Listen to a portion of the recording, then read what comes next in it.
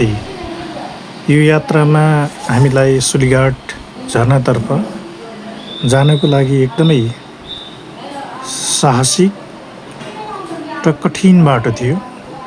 हामी अगाडि बढिरहेका थियौँ। बाटो एकदमै डरलाग्दो थियो। उकालो ओह्रालो, साँघुरो गोरेटो र प्राकृतिक चुनौतीलाई पार गर्दै अगाडि बढ्दै थियौँ। बाटो एकदमै डरलाग्दो थियो।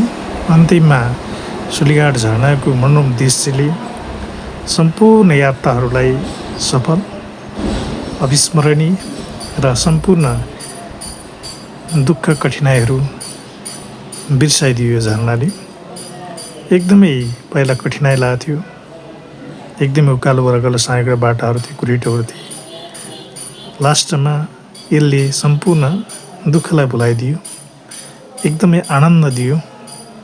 एउटा अविस्मरणीय, कहिले बिर्सिन नसक्ने यात्राको रूपमा रूपान्तरण गर्यो यस यात्राले।